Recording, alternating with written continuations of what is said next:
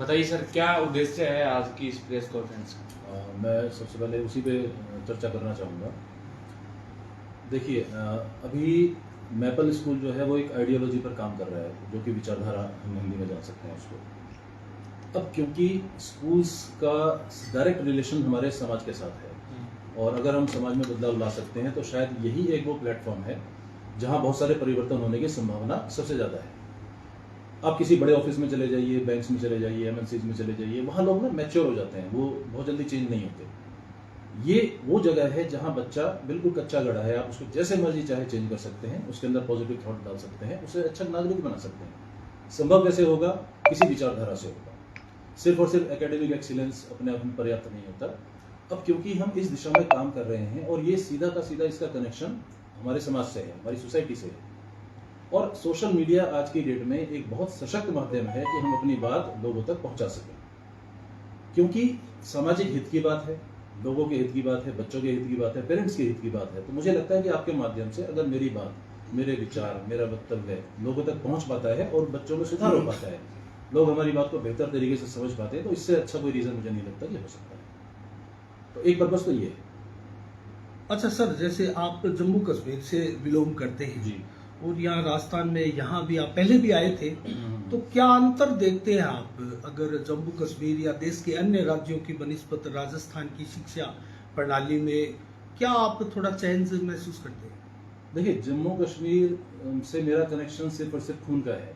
पैदा मैं मेरठ में हुआ, एजुकेशन मैंने मेरठ से ली, वर्क प्लेस मेरा राजस्थान भी रहा और हरियाणा भी रहा। एजुकेशन की जहाँ तक मैं बात करूँ, पिछले 8-10 साल से मैं देहरादून में हूँ। अब देहरादून है, चाहे भादरा है, चाहे हिसार है, चाहे फतेहाबाद है, चाहे भट्टू है, चाहे आदमपुर है, एजुकेशन का सिस्टम सभी जगह एक जैसा है। आप किसी स्कूल में एंट्री कीजिए, मैं आपको बिल्कुल, मुझे लगता है कि एजुकेशन में मैंने 24 साल गुजारे, तो मैं इसकी ए से लेकर जेड तक और जेड से लेकर ए तक सारी चीज़ें जानता हूँ।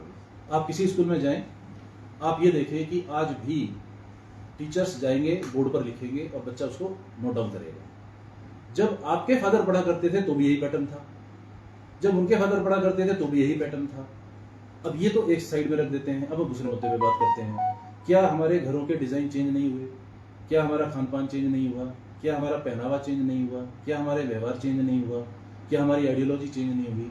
एजुकेशन सिस्टम में ऐसा क्यों है कि हम आज भी 50 साल पुराने ट्रेडिशंस को फॉलो कर रहे हैं? मुझे लगता है बदलने की सख्त जरूरत है। नहीं, जैसे सर केरल में शिक्षा का स्तर बहुत हाई है, बिल्कुल, और अन्य राज्यों में इतना नहीं है, तो उसमें आप क्या अंतर मानते हैं? सर ये तो गवर्नमेंट की पॉलिसीज हैं, एक सामाजिक अब मुझे कहना चाहिए अवेयरनेस का इशू है।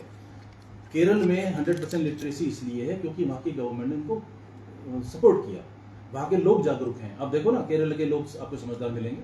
हमारे पास केरल के टीचर्स हैं, हार्ड वर्किंग है, डेडिकेटेड है, डिवोटेड है, क्योंकि उनकी अपब्रिंगिंग जो है, उनका जो स्कूल का लेवल है, किसी ने उनको सही गाइड किया और वो सही गाइड हुए। इस चीज की अगर ये केरल में हो सकता है तो राजस्थान में क्यों नहीं हो सकता? राजस्थान में हो सकता है तो देहरादून में क्यों नहीं हो सकता? ये हर जगह हो सकता है। हमें पहल करनी पड़ेगी, और पहल करने के लिए हमने पहला कदम आज ये उठाया, इसीलिए हम आप लोगों से बात कर रहे हैं। किसी भी चीज की शुरुआत हमेशा एक चीज से होती है, और वो पहला तो काम है दिमाग में थॉट का आना। थॉट आ गया, फिर हमने कुछ उसके ऊपर इम्प्लीमेंट करना शुरू किया। अब हम धीरे धीरे एक एक कदम उसकी दिशा में आगे बढ़ेंगे। बिलीफ सिस्टम पर बच्चों के क्या सर कोई ऐसी कोई बिल्कुल है। अगर आप, क्योंकि आप तो इस फील्ड से जुड़े हुए हैं, तो सबकॉन्शियस माइंड के बारे में अगर आपने पढ़ा होगा, बिल्कुल, तो सबकॉन्शियस माइंड वो है जो हमारे जिंदगी के 95% सिस्टम को गवर्न करता है। मैं छोटा सा एग्जांपल दूं आपको। अगर मैं अभी ये बोलना शुरू करूं कि मेरे सर में दर्द है, मेरे सर में दर्द है, मेरे सर में दर्द है, तो शायद तो मेरे सर में दर्द होगा। इस दुनिया में ऐसे हजारों एग्जाम्पल्स हैं कि वो लोग जिनके टांग नहीं है, उन्होंने माउंट एवरेस्ट चढ़ी। हम अपने बिस्तर नहीं छोड़ पाते सुबह 4 बजे, दिमाग तो वही है। बिल्कुल बिल्कुल सर। हमें सुबह हमने अलार्म लगाया 5 बजे का, उठे, उसको स्नूज पर डाल देते हैं, 10 मिनट बाद उठेंगे, 10 मिनट बाद उठेंगे। सर कौन आपको डायरेक्ट कर रहा है कि आप 10 मिनट बाद उठो? सिर्फ और सिर्फ आपका दिमाग। इसका मतलब अगर हम अपने बिलीफ सिस्टम को चेंज करें तो हम इस दुनिया में पता नहीं कहां पहुंच सकते हैं। तो क्या इस दिशा में सर, यहाँ राजस्थान में मैंने नहीं देखा किसी स्कूलों में इस प्रकार की कोई शिक्षा दी जाती है या कोई विशेष प्रकार के टीचर लगाए जाते हैं? बिल्कुल है। क्या आप करेंगे यहाँ? मैं आपको थोड़ा सा बता दूं कि जब मैं शुरुआती दौर में अपने करियर में था तो मैं एक बिल्कुल ऑर्डिनरी टीचर की तरह था। मैं क्लास के अंदर जाता था, पढ़ाता था। फिर मैं चिंतक शुरू से हूँ, मतलब मैं बचपन में था तो भी मैं सोचा करता था, मेरी हैबिट है। मुझे ये लगा कि ये पढ़ाने का तरीका सही नहीं है। आज तक मैंने 15 साल से बोर्ड का इस्तेमाल नहीं किया। मैं मार्कर का यूज नहीं करता, बोर्ड का इस्तेमाल नहीं करता। आपको लॉजिकली समझाता हूं। अभी आकर में बातें कर रहे हैं, ये बात आज आप घर जाकर एज इट इज अपने परिवार में चर्चा कर सकते हैं। तो ना तो आपने लिखा, ना आपने नोट्स बनाए, ना आपने इसको याद किया। आपके थॉट प्रोसेस ने उसको एक्सेप्ट किया और वो थॉट प्रोसेस ने पूरा का पूरा प्रोसीजर जाकर किसी दूसरे को ट्रांसफर किया। क्लास के अंदर मैं कभी भी बोर्ड का इस्तेमाल इसलिए नहीं करता कि बोर्ड का इस्तेमाल बच्चे को हेल्प देना है। आपने उसके कानों को बंद कर दिया और आंखों को खोल दिया। मुझे क्या करना है? मुझे उसकी सारी सेंसेस को जगाना है कि सुनो भी, देखो भी, दिमाग पे भी वर्किंग करो। और क्लास के अंदर जब मैं पढ़ाता हूं तो मेरा पढ़ाने का तरीका ही यही है कि मुझसे कम्युनिकेशन करो, मुझसे डिस्कशन करो, रटो मत। चैप्टर के अंदर से क्वेश्चंस निकालना। सर मैं आपको रोकना चाहूंगा, माफी चाहूंगा।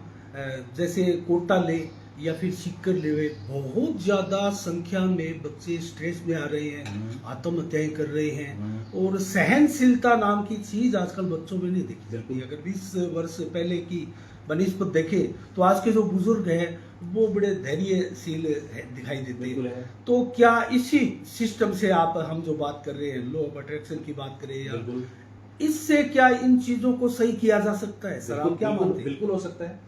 आप सर नेट पे सर्च करेंगे ना तो नेट पे ऐसे ऐसे एग्जांपल्स हैं। ओलंपिक में चाहे गोल्ड मेडल लेने का है, चाहे किसी व्यक्ति की रीढ़ की हड्डी टूटने का है, इसको प्लेसिबो इफेक्ट बोलते हैं। एक व्यक्ति के ऊपर एक्सपेरिमेंट किया गया और उसको ये बताया गया कि आपको सांप ने काट लिया जबकि सांप ने काटा नहीं था। आप नेट पे देखेंगे, ये पूरी हिस्ट्री मिल जाएगी आपको। प्लेसिबो इफेक्ट है। उसके सबकॉन्शियस माइंड ने एक्सेप्ट कर लिया कि मुझको सांप ने काटा था। उसकी बॉडी में जहर भी मिला कोबरा का।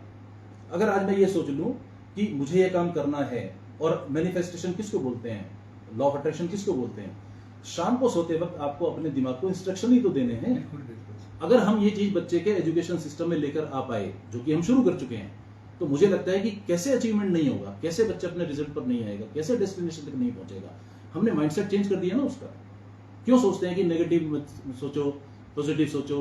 आप ये देखो कि पुराने समय में जो बुजुर्ग थे वो सारी की सारी बातें बड़ी लॉजिकल थी। बुजुर्ग ये कहते थे कि खाना खाते वक्त टीवी नहीं चलना चाहिए। क्यों कहते थे? क्योंकि टीवी में नेगेटिव न्यूज आती है, वो खाने के अंदर वाइब्स नेगेटिव जा रही हैं। क्यों कहते थे कि आप किसी भी गलत बात को मत सुनिए? क्यों? दिमाग के अंदर जाती है। आज बच्चा सोशल मीडिया का शिकार है, इंस्टाग्राम पे, फेसबुक पे, बहुत सारी बातें, उसको वो पथ से भ्रष्ट हो चुका, पथ से हट चुका। उसको सुधारना, उसको सही डायरेक्शन में लगाना, यही मैपल का आज की डेट में टारगेट है। तो क्या मैपल ये जो मोबाइल संस्कृति है, इससे निजात बच्चों को मिलेगी? ऐसी कोई मैं थोड़ा सा संशोधन करूंगा मेरे पॉइंट से। निजात तो देखो हम शायद नहीं दिला सकते हैं, क्योंकि आज हमारे शरीर का हिस्सा बन गया मोबाइल। लेकिन मोबाइल में नेगेटिविटी होने के बावजूद भी कुछ पॉजिटिव चीजें भी हैं।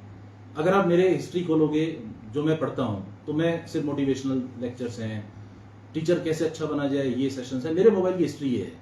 किसी व्यक्ति की हिस्ट्री कुछ और हो सकती है, किसी व्यक्ति की हिस्ट्री कुछ और हो सकती है। हाँ, उसको गाइडेंस की जरूरत है। क्या आप आज की डेट में मोबाइल हटा सकते हैं? अगर ये मोबाइल नहीं होता तो सर आज की डेट में मेरा इंटरव्यू आप नहीं ले पा रहे होते। तो ये तो हमारे जीवन का अंग है। इसको यूज कैसे करना है, ये हमारा प्रोसेस है।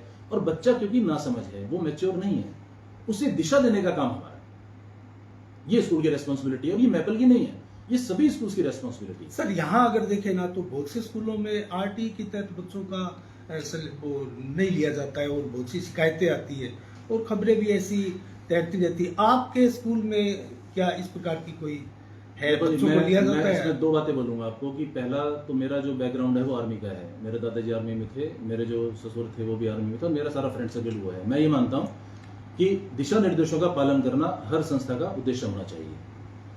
कभी कभी कुछ टेक्निकल दिक्कतें हो सकती हैं, पर हमारे यहाँ बिल्कुल ओपन है। आरटीई में एडमिशन अगर सरकार कहती है कि आरटीई में एडमिशन बच्चों को मिलना चाहिए तो मिलना चाहिए। उसको अधिकार क्यों ना मिले कि वो पढ़े? ये क्वेश्चन मार्क लगाना तो कोई होना ही नहीं चाहिए। सरकार की नीति है, फॉलो करो, नियम है, फॉलो करो। अच्छा सर, आपके स्कूल को अन्य स्कूल क्यों फॉलो करें, क्या खास बात मेरे स्कूल की नहीं है जी। अगर कोई दूसरा स्कूल अच्छी दिशा में आगे बढ़ रहा है तो मुझको उसको फॉलो करना चाहिए। बात अच्छाई की है ना। गांधी जी अच्छे थे कि हमने फॉलो नहीं किया? भगत सिंह अच्छे थे कि हमने फॉलो नहीं किया, नेताजी सुभाष चंद्र बोस अच्छे नहीं थे, हमने उनको फॉलो नहीं किया।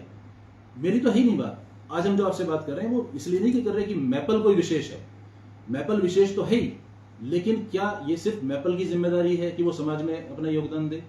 क्यों नहीं हम सारे स्कूल मिलकर एक साथ काम करते? करना चाहिए। किसी बच्चे का भविष्य किसी स्कूल से निर्धारित थोड़ी होगा, बच्चे का भविष्य सम्मिलित प्रयास से निर्धारित होगा।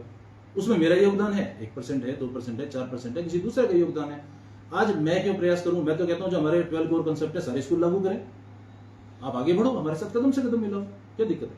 अच्छा, खेल कूद में शारीरिक रूप से विकास में बच्चे के, उसके लिए क्या प्रयास है सर? बिल्कुल है। अब आने वाले साल में आप पीछे देखेंगे, आप 3 महीने बाद आएंगे तो आपको क्रिकेट एकेडमी नजर आएगी, आपको बास्केटबॉल नजर आएगा, आपको वॉलीबॉल नजर आएगा, आपको बैडमिंटन नजर आएगा, आपको एथलेटिक्स नजर आएगा। तो क्या विचारधारा है आपके स्कूल की? और अभी प्राइवेट सेक्टर है, बहुत सारा कंपटीशन है, बिल्कुल है। आप लोग कैसे अलग हैं और लोगों से? किस प्रकार के आप लोग? इस चीज का जवाब मैं देना जी आयुष चाहूंगा। बताइए। आज मैपल थिंक टैंक एक आइडियोलॉजी के ऊपर काम कर रहा है। आइडियोलॉजी एक विचारधारा के ऊपर काम कर रहा है।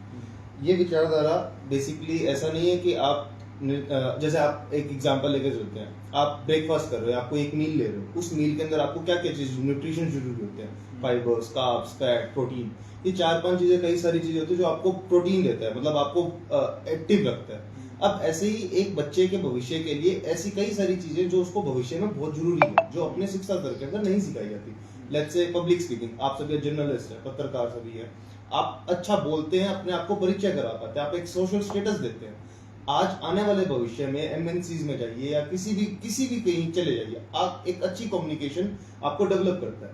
तो मैपल आइडियोलॉजी एक ऐसी विचारधारा है जो बच्चे को आने वाले भविष्य में डेवलप करवा रही है, और ये चीजें मैपल को अलग करती है।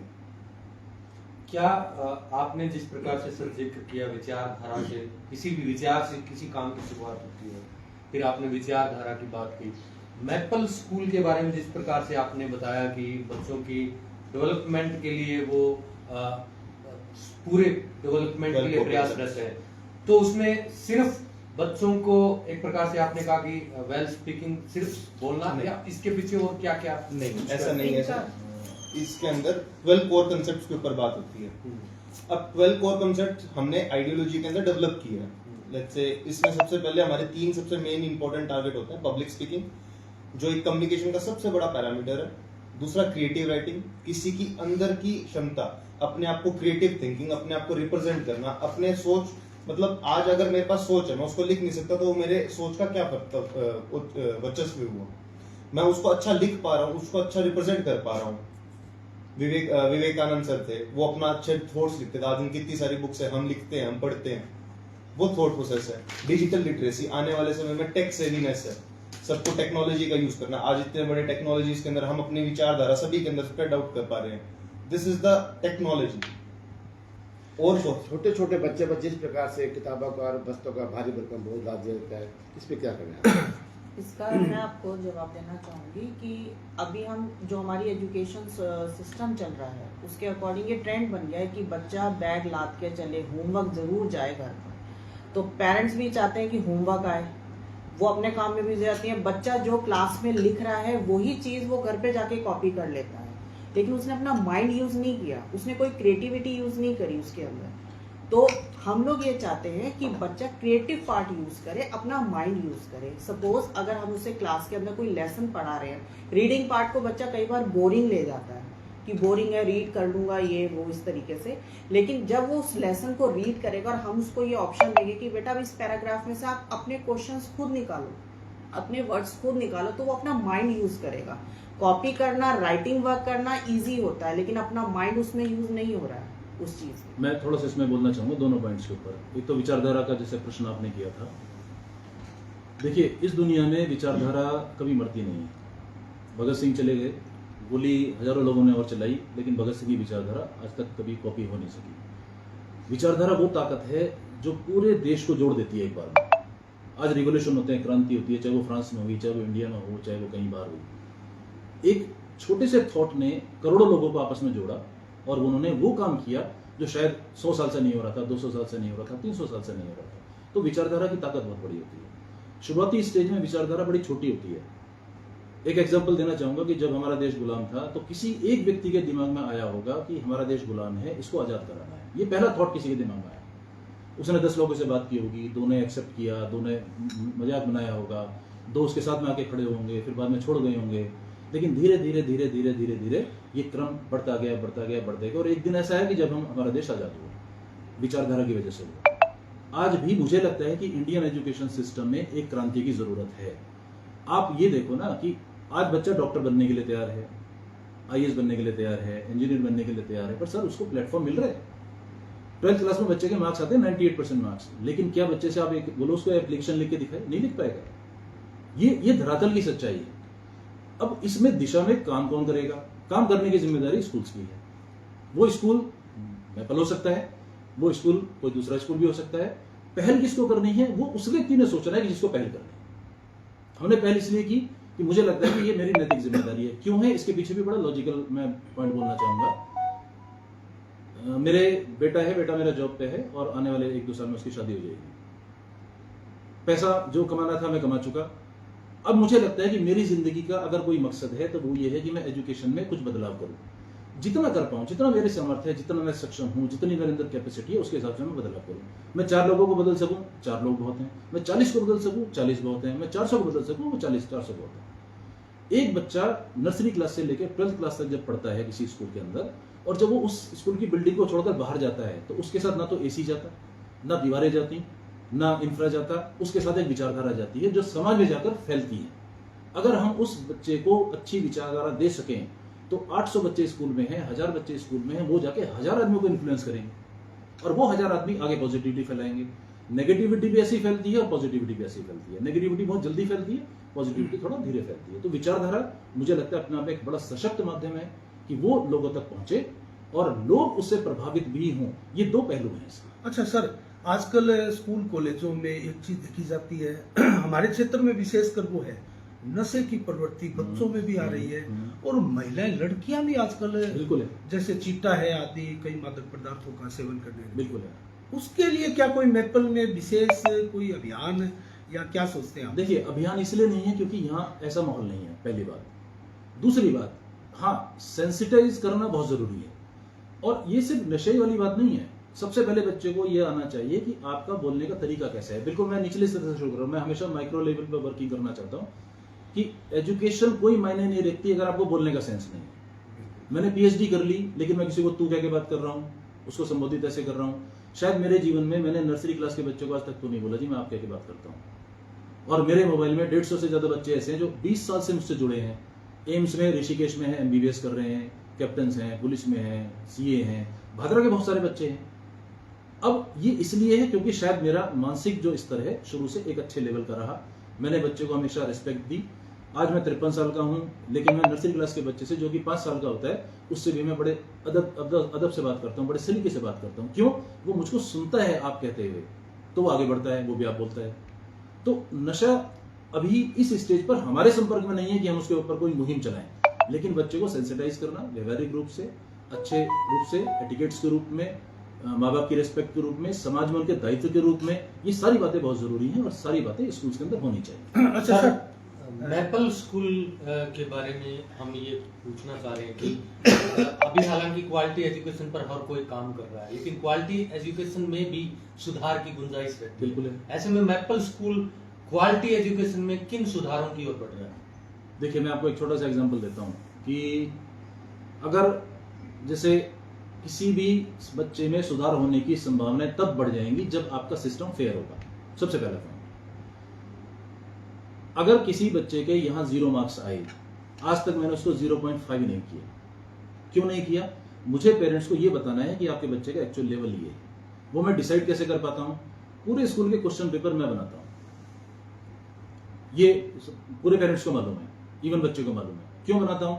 ऐसा नहीं कि मुझे मेरे टीचर्स पे विश्वास नहीं है, लेकिन मैं ट्रांसपेरेंट होना चाहता हूँ। सबसे पहला पॉइंट। अब बच्चे के जो मार्क्स आएंगे ना, टीचर्स को 1 घंटे पहले देता हूँ मैं पेपर कि अब आप पढ़ो, कोई चीज आउट ऑफ सिलेबस तो नहीं है। इधर पेपर दिखाया, यहाँ मेरे टेबल पर उन्होंने पढ़ा और मुझे वापस कर दिया।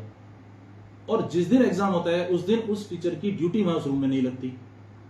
ये ट्रांसपेरेंट सिस्टम। इसका बेनिफिट क्या मिलता है कि शुरुआती दौर में बच्चे के मार्क्स बिल्कुल नीचे जाएंगे। नीचे जाएंगे इसलिए जाएंगे क्योंकि उसको एक्चुअल मार्क्स मिलेगा। अब मेरा काम क्या है, जो एक सही एजुकेशनिस्ट का काम होना चाहिए, कि 0 का 1 कैसे होगा, 1 का 2 कैसे होगा, और 2 का 4 कैसे होगा, और 4 वाला 9 पे कैसे पहुंचेगा। ये तो है एजुकेशन।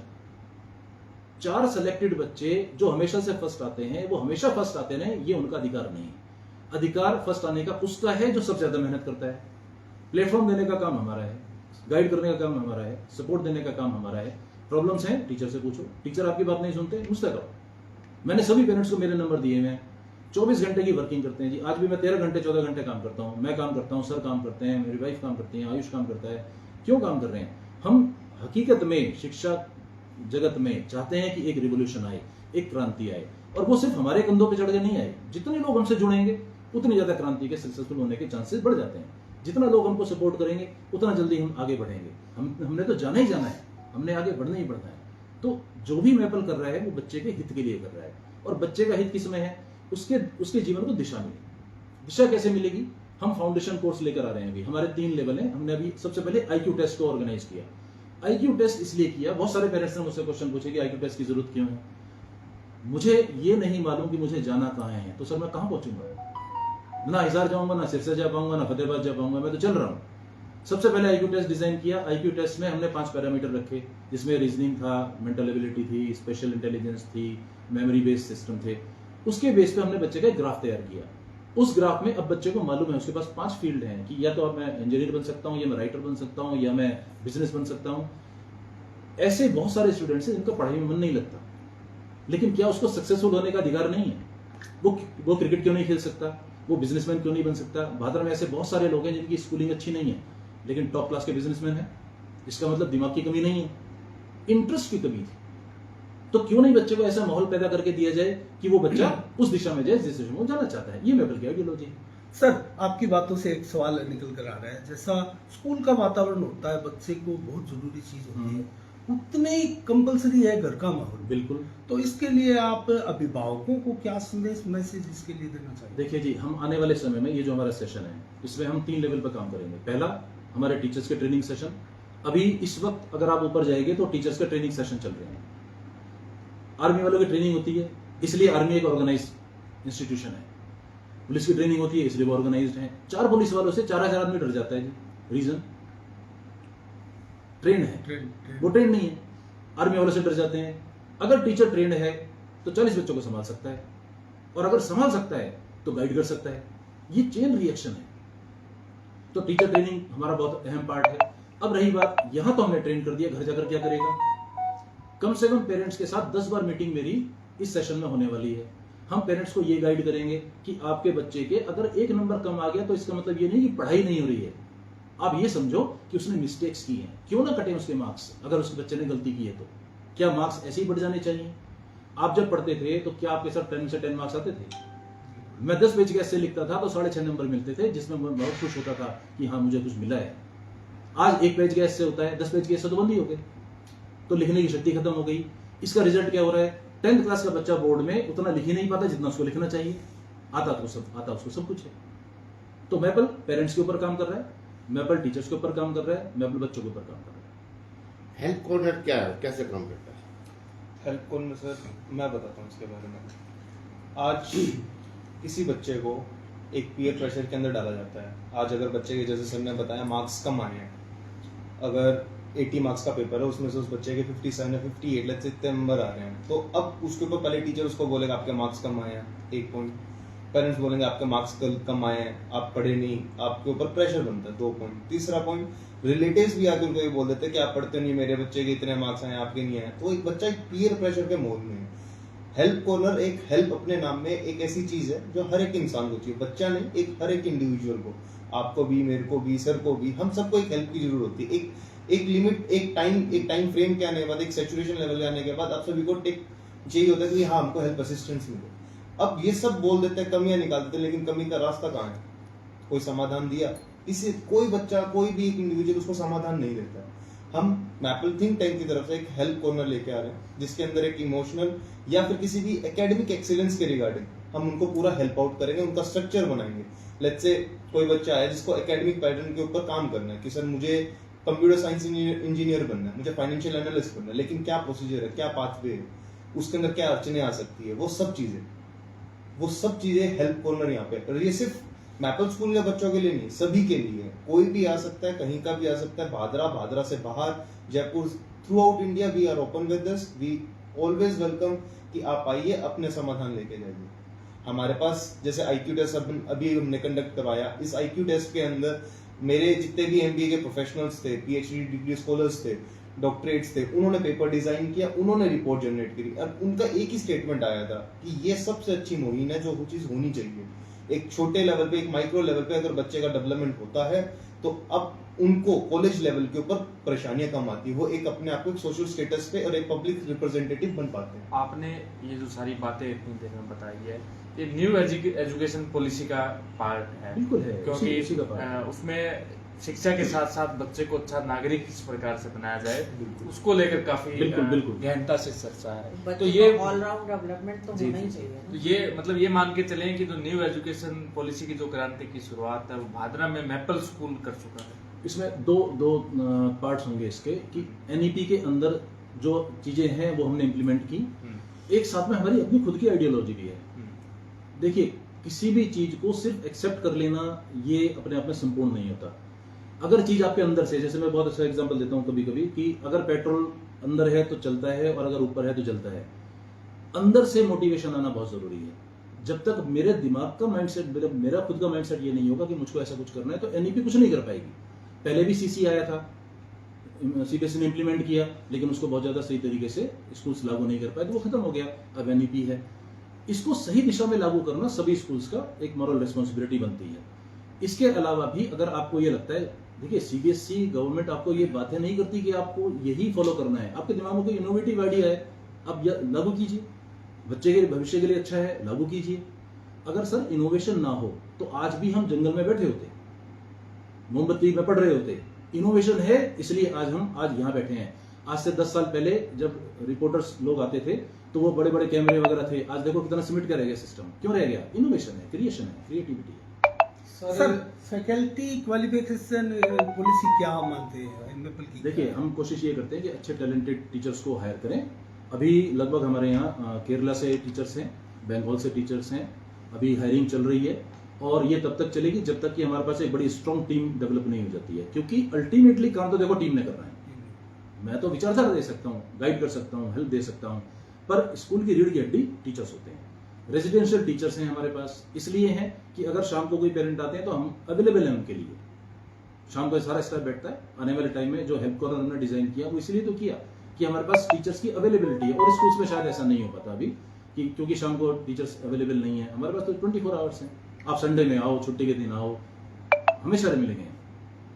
सर, बात की अगर हम शिक्षा प्रणाली की बात करें, परंपरागत जी से देखें, और आज भी हम देखते हैं कि नंबरों पर ज्यादा महत्व दिया जाता है। बच्चा 95% लेकर के आए, 98% लेकर के आए, एक तरह से कहें तो रटने पर ज्यादा फोकस है।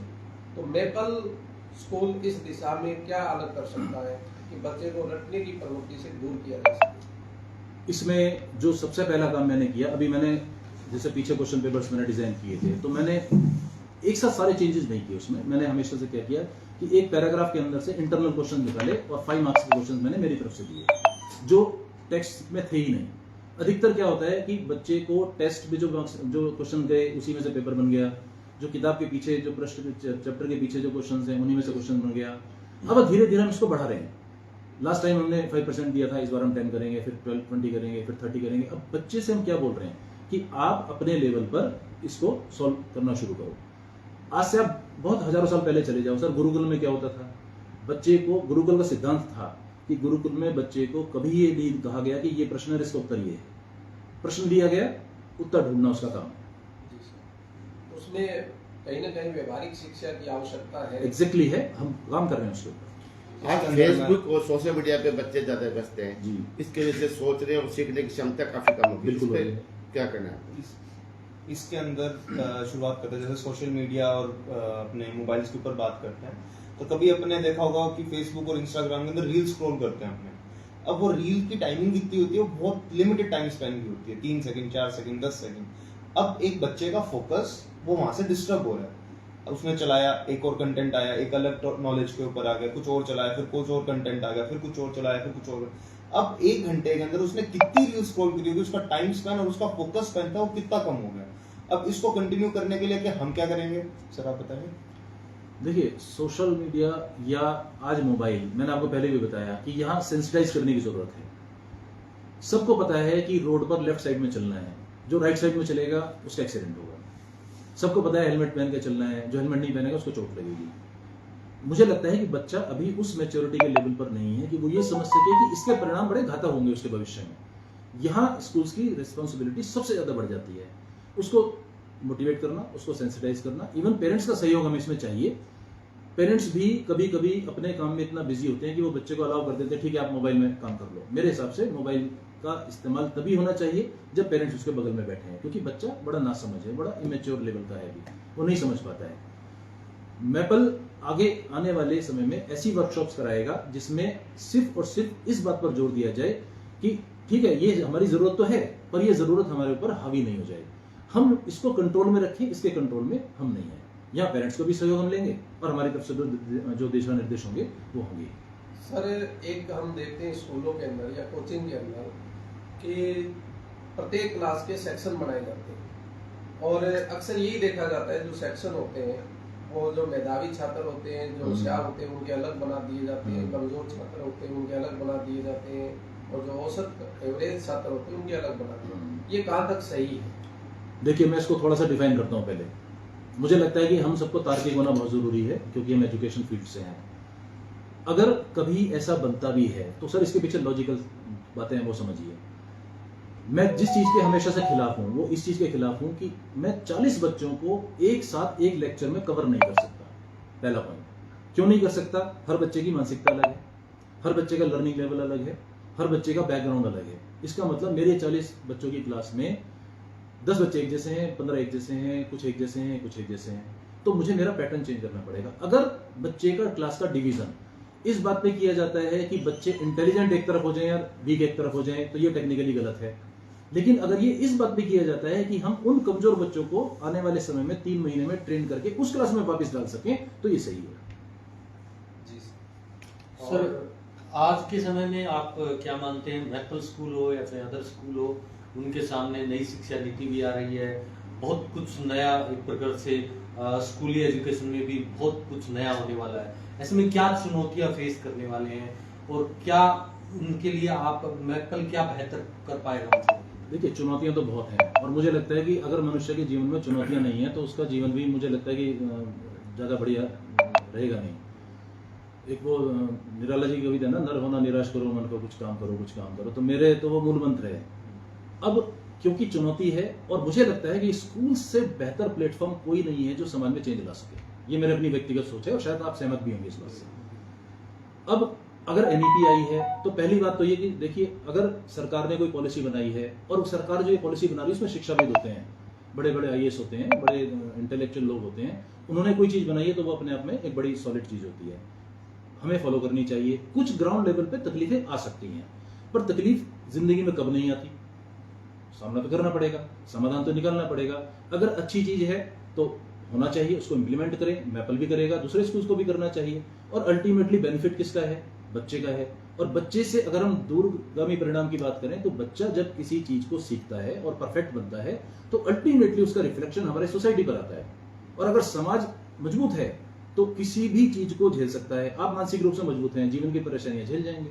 हमारा समाज मजबूत है तो हमारे समाज में जो भ्रष्टाचार है, करप्शन है, जो कुछ भी मेरे हिसाब से कुरीतियां हैं, वो सारी सारी समाज झेल सकता है, क्योंकि सब लोग पढ़े लिखे हैं, समझदार हैं। दिक्कत एक ही जगह आती है कि जब हमारा जो विचार है वो स्ट्रांग नहीं है, हम वीक है। आप पिछले कुछ समय से ये एक प्रकार से परिवर्तन ला रहे हैं, सकारात्मक बदलाव भी ला रहे हैं, क्या फीडबैक मिल रहा है आप परिजनों से, पेरेंट्स से खास? शुरू में वो आशंकित थे कि कैसे होगा। आज की डेट में मतलब मुझे लगता है कि मेरे 400 पेरेंट्स मेरे पास हैं तो 350 आते हैं मेरे साथ। ये बड़ा फर्क है और ये 6 महीने का फर्क है। आने वाले समय में बढ़ेगा। अच्छा पॉजिटिव। अभी हमने एक्सपो कराई थी, एक्सपो में हमने 12 कॉन्सेप्ट लिए। अब हमारा जो एजुकेशन पॉलिसी है जी क्या होने वाली है, बच्चे को जिस चीज में इंटरेस्ट है उसमें उसको डाल दो। क्या पब्लिक स्पीकिंग एक प्रोफेशन नहीं हो सकता?